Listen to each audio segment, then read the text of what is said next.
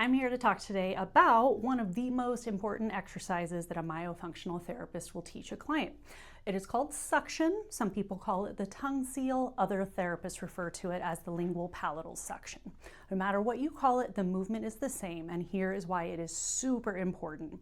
What we're trying to do when we raise our tongue up in suction is we are getting the entire tongue, that's the tip of the tongue, the mid part of the tongue, and the back, entirely pressed up against the roof of the mouth or the hard palate. So that is this part of the mouth.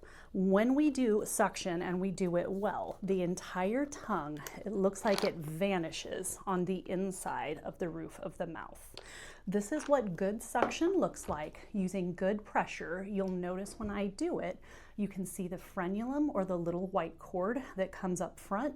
And then there is what we call the caves. That just means darkness on each side of the tongue. Ideally, in myofunctional therapy, we will ask someone to try to hold their tongue in that suction with the entire tongue up with those dark caves present for up to 3 minutes. 3 minutes is just important because that shows us that you have the tongue strength and the endurance to be able to hold that position. That shows us that the tongue is really strong and very well coordinated. So that is why that's a goal for us. Sometimes when people are trying to do this exercise, they have difficulties getting the entire tongue up. Sometimes it might look a little bit more like this, where you see a lot of the kind of the body or the mid part of the tongue that doesn't quite go up into suction. Some of the reasons why this might happen is if the roof of your mouth or the hard palate has a really high or narrow shape, the tongue has difficulty getting itself up into that palate completely.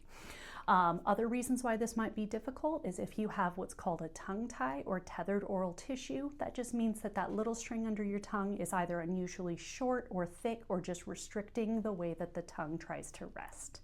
When that happens, when the tongue tries to go up, that little tether wants to pull it back down, and it can make that exercise more challenging. If you think you have a tongue tie, tongue thrust, or any of these other issues, you can always come visit us at the clinic and we can give you some ideas and suggestions for next steps. Okay, thanks for listening. Hope you had fun.